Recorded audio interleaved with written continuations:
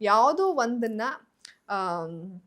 ಎಕ್ಸ್ಪ್ಲನೇಷನ್ನ ನಾನು ಹಿಂಗೆ ಕೊಟ್ಟಿದ್ದೀನಿ. ಯಾಕಂದರೆ ನಾನು ಅಭಿನ ನಾಮಿನೇಟ್ ಮಾಡೋಣ ಅಂತ ಇರ್ತೀನಿ, ಇವರೆಲ್ಲ ಸ್ಪಂದನ ಮಾಡೋಣ ಅಂತ ಇರ್ತಾರೆ.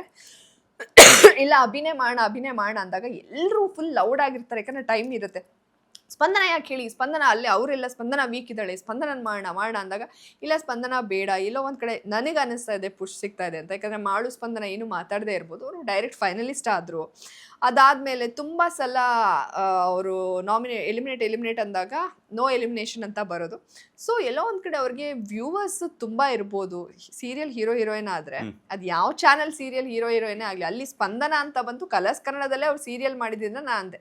ಅದೇ ಜಾಗದಲ್ಲಿ ಪಕ್ಕದ ಮನೆ ಝೀಯಿಂದ ಯಾರೋ ಒಬ್ರು ಬಂದಿದ್ರು ಲಾಸ್ಟ್ ಟೈಮ್, ಗೌತಮಿ ಮೋಕ್ಷಿತ ಅವ್ರನ್ನೇ ತಗೊಳ್ಳಿ, ಅವ್ರಿದ್ದಿದ್ರೆ ನಾನು ಅವ್ರ ಎಕ್ಸಾಂಪಲ್ ಕೊಡ್ತಿದ್ದೆ. ಕಲರ್ಸ್ ವಾಹಿನಿಯವರು ಅಂತ ನಾನು ಅಲ್ಲಿ ಆಗ್ತಾನೆ ಇರಲಿಲ್ಲ. ಅಲ್ಲಿ ಕಲರ್ಸ್ ವಾಹಿನಿಯಲ್ಲಿ ಕೆಲಸ ಮಾಡಿದ ಸ್ಪಂದನ ಇದ್ದಿದ್ರಿಂದ ಅವ್ರ ಎಕ್ಸಾಂಪಲ್ ತಗೊಂಡೆ. ಅದೇ ಜಾಗದಲ್ಲಿ ಗೌತಮಿನೋ ಮೋಕ್ಷಿತ ಯಾರೇ ಇದ್ದಿದ್ರು ಅವ್ರಿಗೊಂದು ಫ್ಯಾನ್ ಫಾಲೋವಿಂಗ್ ಇದೆ, 5 ವರ್ಷ ಸೀರಿಯಲ್ ಓಡಿದೆ.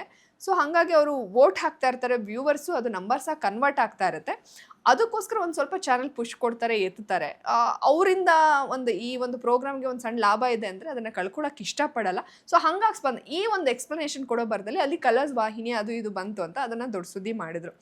ನನ್ನ ಅಬ್ಸರ್ವೇಷನ್, ನನ್ನ ಅಭಿಪ್ರಾಯ, ಮತ್ತು ನಾನು ಒಂದಷ್ಟು ರಿಯಾಲಿಟಿ ಶೋ ಮಾಡಿ ಈಗ ಯಾರಿಗೂ ವ್ಯೂವರ್ಸ್, ಈಗ ಗಿಲ್ಲಿಗೆ ಅಷ್ಟೊಂದು ವ್ಯೂವರ್ಸ್ ಇದೆ, ಗಿಲ್ಲಿನ ಬಿಟ್ಬಿಡ್ತಾರ ಆ ಥರ ನಾನು ಹೇಳಕ್ಕೆ ಹೋದೆ. ಗಿಲ್ಲಿಗೆ ಅದು ಬೇರೆ ಲೆವೆಲ್ಗೆ